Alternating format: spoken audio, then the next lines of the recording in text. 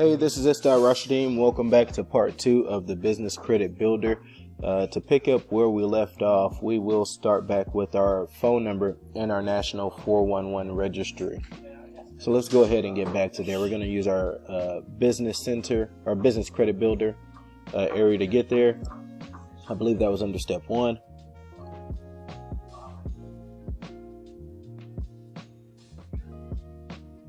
All right, and that'll be step 1.5, business phone and 411 listing.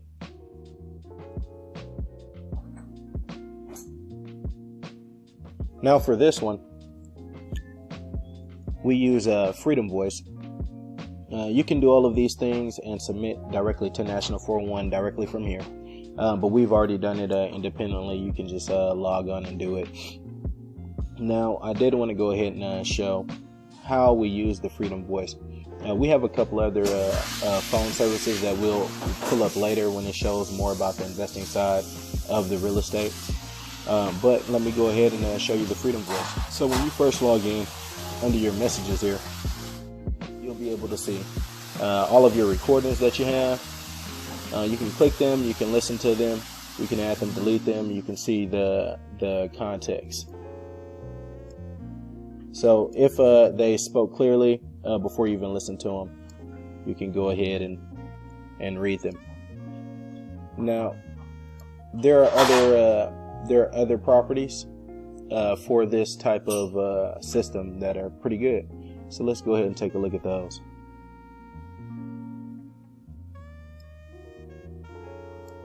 See where we're at here.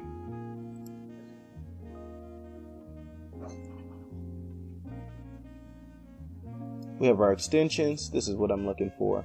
You can add all the extensions you need. You can go to your voicemail boxes, your call announce, menu defaults. For a lot of these things, you'll be able to add particularly for the individual extension. So these are good things. We also have our call forwarding. You can add that to whichever number you need it to be. My particular assistants for this company are in a different area, so I have them use this number, you know. There's just a lot of good things that come along with that portion of Freedom Voice, which is why we pick it. From what understanding, Ring Central is very good. I've never used Vonage, but we do have business partners that have used Ring Central. So that just, you know, gives you other means of who to pick and what we would call our partners in marketplace under this layout. You'll be able to see that here actually. They make it real convenient. So regardless of step, or if you're doing it for this business or a friend or whoever, you can say I want an accountant. You can click that and it'll knock it down to the 3 accountants that they have. Or you can say I want someone who does software and take out accounting, you know. Or you can say software email marketing and see if they overlay, and they do. So now you know that these people do software and email marketing. But back to where we were. So we don't have it drag on too long. It is a fairly robust system, not complex. It's put together really simple, but it's a robust system with a lot of different avenues that you can exploit in a lot of different ways. All right, let's go ahead and move over to our 1.6 step. That'll be the website and the email. Now with the website and email, for us, we're going to go with our GoDaddy, because we use GoDaddy for a couple other companies and websites, and it's really easy. We also use other things in investment that give us websites. So we have a couple of disposables that we use. However, this is our website for this company. This is our GoDaddy email. If you did not want to use GoDaddy, you can pick from the vendors here. They got Google Apps, Squarespace, and Jet Digital Marketing. The cost varies for all of these. That's an upfront and a subscription as well. Same with GoDaddy. Let's take a look at our website. I think this is what we have here. Yep. The Crescent Company Consultants on Demand. You guys know the name of our company is Crescent Consultants Company.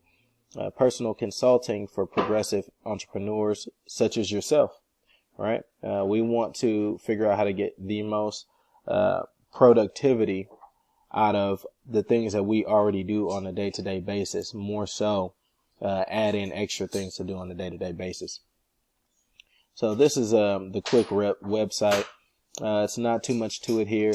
There are a few different tabs you can go to learn about what we do.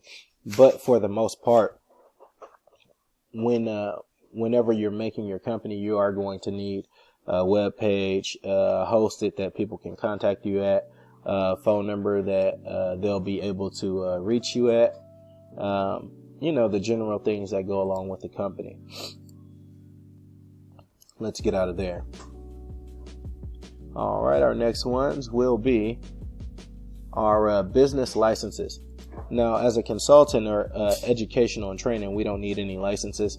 Now, depending on your business, you will need the licenses. Some of you guys who may be listening to this already know that very well.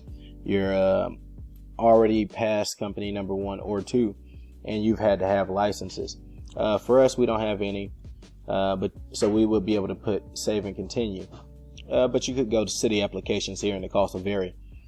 As you guys already know, you can always search out what you guys need here. So this will be for the government or for the state. We'll just go ahead and check out the state just to see a little example here.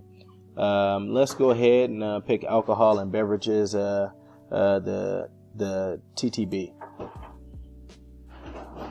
All right. Go ahead and log into permits online and then register.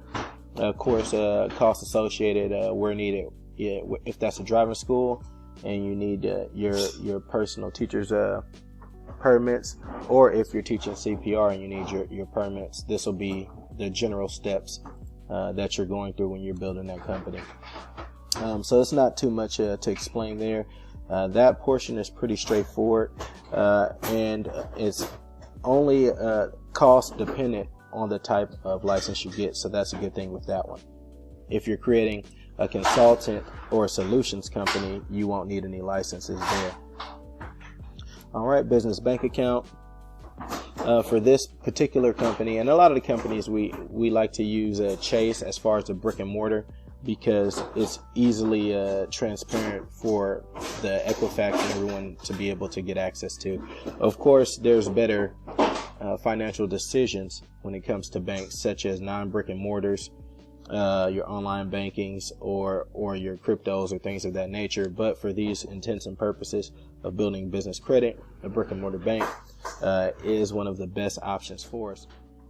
So that's pretty self-explanatory. And your business merchant account on step 1.9 will be more reflective of what you have at a storefront. So for us, because we don't have a storefront, our storefront is essentially the homes that we invest in. So we do business on the go. It was a good idea for us to pick Square as a merchant account. You can put Take Cards Today. I'm sure you guys are familiar with both of these. If not, they're easy to look up. As a matter of fact, let's see if we can pull up one of these really quickly to show you what we have here. We don't want to get started. All right, so this is squareup.com. You may be familiar with these as you stick them in your phone and swipe people's cards and things of that nature. So with this particular dashboard, if you're familiar with it, once you log in, you can do a host of different things. Virtual terminal, invoices, deposits, all these different things you can do. So we don't use this in this company. We do direct deposits for everything. But when we start using our virtual terminal, we will have to use it. And also, to even get qualified, you have to have it. This portion of the business setup as well will go pretty into depth into what you're going to be doing with your business. And that's part of the business background check, is having a merchant account. All right, and 1.10 is a wrap up for step 1.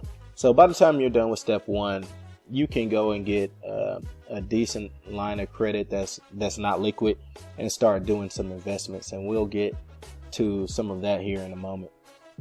But basically the wrap up will be checking out everything. It'll have the videos here, it'll have the transcripts there, and an acknowledgement. You can go ahead and acknowledge that and you'll be good to go. So it's going to give you a reference. This is a reference to start your company, or if you use this company to start your company. It's also a reference to get back into it and change anything that you need to change. And I want to remind you that this system comes with help. As you may be able to see the green box here, that's a help desk.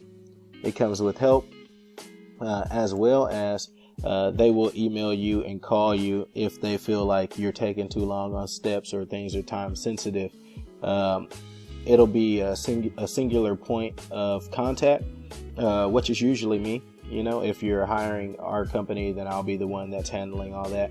Or, you know, it could be you handling each portion of these steps. Each one of these steps may have different time frames that you need to hit as well. So let's go to step 2.